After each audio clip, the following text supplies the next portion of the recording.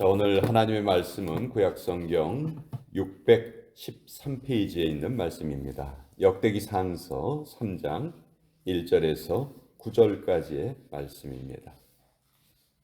구약성경 613페이지 역대상 3장 1절로 9절까지의 말씀,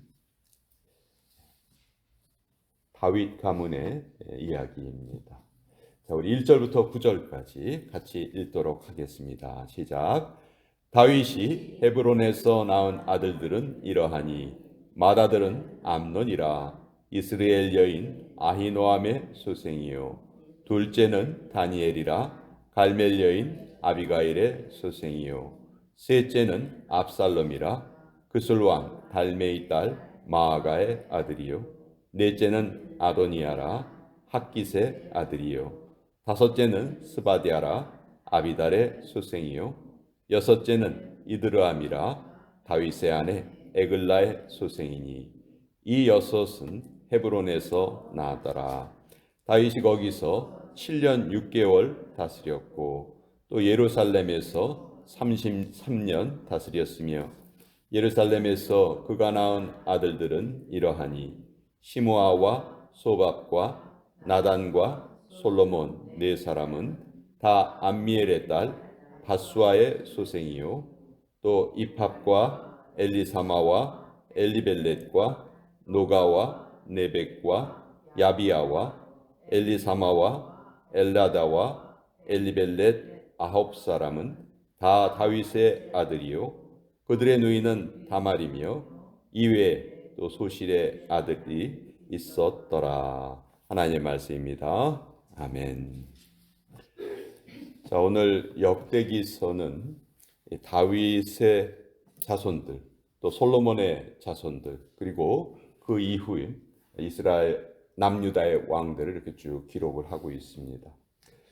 열왕기서와 역대기서에 다른 점이 있죠. 둘 다 이스라엘의 역사를 기술하고 있지만 열왕기서에서는 북이스라엘과 남유다의 역사가 같이 기록되어 있습니다. 반면에 역대기에서는 북이스라엘의 역사는 하나도 기록되어 있지 않고요.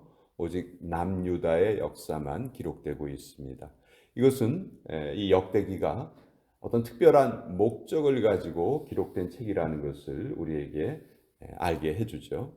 이 역대기는 남유다가 바벨론에 의해서 멸망당하죠. 그리고 70년 동안 포로 생활을 합니다. 그리고 70년 만에 다시 예루살렘으로 돌아와서 나라를 재건하려 해요. 제일 먼저 이제 두 번째 성전을 짓고 하나님의 율법을 다시 백성들이 배우면서 나라를 다시 세우려고 합니다. 여러분 한번 생각을 해보세요. 우리나라도 마찬가지죠. 일본에 의해서 우리의 국권이 빼앗긴 적이 있었습니다. 그리고 나라를 다시 찾았어요. 그럼 나라를 다시 찾았을 때 우리가 제일 열심히 하고 싶은 게 뭘까요? 우리 민족의 고유의 그 특성이라든지 우리 민족이 그 이전에 나라를 이루고 있었을 때 그 정체성을 다시 회복하고 싶은 게 첫 번째 일이겠죠. 그래서 이 유다 사람들도 다시 예루살렘에 돌아와서 나라를 재건할 때 우리가 옛날에 다윗과 솔로몬 시대의 그 영광스러운 그 시대를 다시 회복하자. 그 시대는 하나님의 은혜가 가장 우리 민족에게 크게 임하셨던 때다. 그래서 다윗과 솔로몬의 시대를 다시 회복하자는 그런 목적으로 지어진 책이에요. 그것이 역대기예요. 그러니까 북이스라엘은 완전히 배제가 됩니다. 왜냐하면 북이스라엘은 하나님을 믿는 신앙에서 이미 멀어졌다 그렇게 판단을 하고 북이스라엘의 역사는 하나도 기록하지 않고 오직 남유다의 역사만 기록한 책이 이 역대기서예요. 오늘은 그 중에서 가장 그 남유다의 어떻게 보면 핵심 인물이라고 할 수 있겠죠. 다윗과 솔로몬 두 사람이에요. 물론 다윗과 솔로몬이 다스렸던 시기에는 이스라엘은 통일왕국이었습니다. 북이스라엘과 남유다의 구별이 없었어요. 그런데 솔로몬이 죽고 나서 나라가 둘로 나뉘어졌을 때 남유다는 솔로몬의 후손들이 계속, 즉 다윗의 후손들이 계속 왕위를 이어갔지만 북이스라엘은 여로보암이라는 솔로몬의 신하가 나라를 세웠고요. 그 여로보암이 그 이후의 역사를 보면 9번의 쿠데타가 일어납니다. 그래서 계속 왕조가 바뀌어요. 그러니까 200년 동안 9번의 쿠데타가 일어났으니까 한 왕조가 지속됐던 기간이 불과 한 20년 정도밖에 되지 않아요. 계속 그렇게 왕조가 바뀌고 어떤 사람은 불과 일주일 만에 왕에서 쫓겨나기도 하고 3개월 만에 쫓겨나기도 하고 뭐 이렇게 아주 혼란스럽게 그 왕위가 계승이 되는데 거기에 반해서 유다는 오직 다윗의 후손들, 솔로몬의 후손들을 통해서 계속 그 왕위가 한 번도 흔들리지 않고 딱 한 번 흔들린 적이 있었죠. 그때가 언제냐 하면 12절하고 13절 우리가 읽지 않았는데 한번 보시죠. 12절에 보면 그의 아들은 아마샤요, 그의 아들은 아샤라요, 그의 아들은 요담이요, 그리고 그의 아들은 아하스요 이렇게 돼 있어요. 이 요담과 아하스 사이에 사실은 아달랴라는 여왕이 6년을 다스려요. 이 아달랴가 누구냐 하면 바로 그 유명한 아합의 딸이에요. 아합의 딸이 남유다로 시집을 오죠. 시집을 와서 자기 아들이 죽었어요. 자기 아들이 죽으면 그 아들이 왕위를 계승을 해야 되는데 이 아달랴가 그때 어떤 생각을 하냐 하면 내가 이 나라를 다스려야 되겠다. 그렇게 생각을 하고 자기 아들의 후손들을 다 죽여버려요. 그러니까 할머니가 손자들을 다 살해를 한 겁니다. 왜냐하면 자기가 왕이 되고 싶어서. 그래서 남유다를 바알과 아세라를 섬기는 나라를 만들고자 했어요. 근데 그때 하나님이 기적적으로 한 아이를 몰래 숨겨주십니다. 그 아이가 바로 아하스예요. 이 아하스가 성전에서 6년을 숨어서 자랍니다. 그리고 이제 7살이 되었을 때 이 다윗의 계보를 이어가고자 하는 그 사람들이 나타나서 아달랴를 처치하고 이 아하스가 왕으로 계속 이어가는 거죠. 근데 여기 그러면 왜 그 아달랴의 이름이 빠졌느냐? 아까 말씀드렸죠. 아달랴는 이 족보에 기록될 만한 자격이 없는 거예요. 다윗의 후손이 아니고 그냥 그 아합의 후손이었기 때문에 여기에 이제 기록이 안 된 거죠. 자, 우리 다윗이 여기 보면은 아들을 수없이 많이 낳죠. 근데 둘로 구별이 됩니다. 4절에 보시면 이 여섯은 헤브론에서 낳았더라. 헤브론에서 낳은 아들 6이 기록되어 있고 또 나머지는 예루살렘에서 낳은 아들이에요. 자, 왜 헤브론과 예루살렘 이렇게 두 군데로 나누어져 있는가? 다윗은 총 40년 동안 왕위에 있었지만 그 40년의 왕위 중에서 7년 6개월은 이스라엘 전체를 다스리지 못하고 남유다만 다스리게 됩니다. 그래서 그때는 남유다의 수도가 어디였냐면 헤브론이었어요. 그래서 그 헤브론에서 다윗이 7년 6개월을 통치하고 그 7년 6개월 동안 사울 왕의 후손과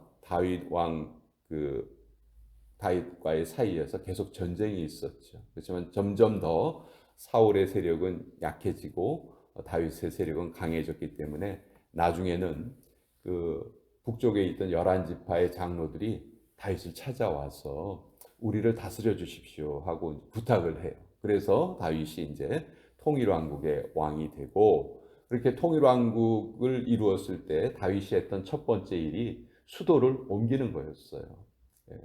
그 남왕국은 헤브론, 북왕국은 사마리아 둘 중에 어느 것도 수도로 정하지 않고 예루살렘을 정복을 해서 그 예루살렘을 수도로 삼습니다. 자, 다윗에게 이렇게 수없이 많은 아들들이 있는데 특별히 이 헤브론에서 낳은 아들들 사이에 다윗 가문 하면 우리 가장 유명하고 대단한 가문일 것이다. 그렇게 우리 생각하기 쉽지만 사실 이 아들들 사이에 참 그 부끄러운 일들이 많이 발생을 했어요. 자, 맏아들은 암논이다 이렇게 돼 있어요. 원래 다윗이 첫 번째 결혼을 했던 여인은 미갈이라는 여인입니다. 그 미갈은 사울의 딸이죠. 사울이 그 미갈을 통해서 사실은 다윗을 처치하고 싶었어요. 그래서 미갈하고 결혼하는 조건으로 블레셋 군인의 양피를 100개를 가져와라. 그랬더니 다윗이 200개를 가져가고 200개를 가져가서 이제 그 사울은 이미 말을 그렇게 했기 때문에 자기의 말을 지킬 수밖에 없었죠. 그래서 미갈을 다윗의 아내로 줍니다. 그러나 계속 다윗을 죽이려 했기 때문에 다윗이 결국은 혼자 도망을 가게 돼요. 그러니까 사울이 이 미갈을 다른 남자에게 또 시집을 보내요. 그러니까 다윗을 완전히 사울은 너무너무 무시하고 싶었던 거예요. 다윗을 인정하고 싶지 않았어요.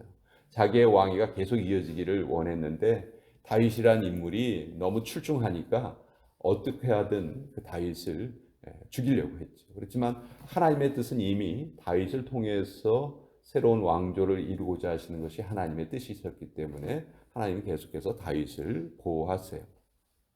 나중에 다윗이 이제 통일왕국의 왕이 되고 나서 아까 11지파의 장로들이 찾아왔다고 그랬잖아요. 그때 다윗이 좋다. 내가 통일왕국의 왕이 되겠다. 그런데 한 가지 조건이 있다. 미갈을 데려와라. 이미 다른 남자하고 결혼해서 살고 있는 그때 아이도 있었어요. 근데 그 미갈을 데려와라. 그렇게 말을 해요. 그래서 미갈이 이제 다시 또 다윗과 합쳐지지만 나중에 그 예루살렘 성에 법궤를 옮기죠. 법궤를 옮길 때 다윗이 너무 기뻐가지고 막 덩실덩실 춤을 추는데 미갈이 그것을 좀 왕이 치신머리 없이 저렇게 채통을 지키지 못하고 저렇게 춤을 춘다 이렇게 말을 하죠. 그러니까 그것 때문에 다윗과 미갈 사이에서는 자녀가 생기지 않았다. 성경이 그렇게 말을 해요. 그래서 첫 번째 아들이 당연히 미갈을 통해서 태어나야 하는데 미갈은 아이를 낳지 못하고요. 맏아들이 암논이에요. 이 아히노암의 소생인데 이 암논이 정말 몹쓸 짓을 해요. 그 이복 여동생 다말이 있었어요. 여기 9절에 보시면 다 다윗의 아들이요 그들의 누이는 다말이며 이렇게 딸의 이름이 하나 나와 있는데 이 다말이란 딸을 이 암논이 몹쓸 짓을 합니다. 몸을 더럽혀요. 근데 이 다말은 오빠가 누구였냐 하면 압살롬이었어요. 압살롬이 암논하고 압살롬 사이는 서로 배다른 형제예요. 배다른 형제인데 압살롬 입장에서는 자기의 친여동생, 같은 어머니가 난 여동생이 암논에게 강간을 당했단 말이에요. 그러니까 오빠의 입장에서 이게 정말 참을 수 없는 일이죠. 그래서 2년을 꼭 참고 있다가 나중에 암논을 압살롬이 죽여버립니다. 그리고서는 자기 그 외갓집으로 도망을 가요. 여기 2절에 보시면 셋째는 압살롬이라 그술 왕 달메의 딸 마아가의 아들이요 이렇게 돼 있죠. 그술 지방으로 도망을 가요. 근데 사실 이때 다윗이 압살롬을 사랑하는 마음이 있었기 때문에 분명히 잘못을 저질렀는데 이 압살롬에 대해서 사실은 제일 처음에는 다윗이 암논이 그런 그 잘못을 범했을 때 여러분 내가 아버지라면 자식들 사이에 이런 안 좋은 일이 있어요. 그러면 어떻게 해야 됩니까? 내가 아버지라면 당연히 그 아들에게 합당한 벌을 내려야죠. 잘못한 것을 벌을 내려야 되는데 다윗이요 자녀들을 다루는 면에 있어서는 빵점이 아니라 마이너스입니다. 뭐 싸움하고 뭐 이런 거는 너무너무 잘하는데 자녀를 키우는 면에 있어서는 너무 다윗이 부족했어요. 아마도 본인이 별 그렇게 사랑을 많이 받고 자라지 못했기 때문에 그랬던 걸로 추측이 돼요. 이때 암논에게 대해서 아무런 벌을 내리지 않았어요. 그러니까 압살롬이 자기가 직접 이 암논을 죽여버립니다. 그렇지만 다윗은 또 압살롬을 사랑하는 마음이 있어서 늘 보고 싶어 했어요. 그걸 알고 신하들이 압살롬을 다윗에게 데려와요. 몇 년이 지난 후에. 자, 그러면 여러분 어떻게 해야 되겠어요? 네가 큰 잘못을 했지만 내가 너를 용서한다. 앞으로는 절대로 이런 비슷한 일을 하지 말고 자중하면서 지내라. 뭐 이런 식으로 그 아들을 감싸 안아줘야 되잖아요.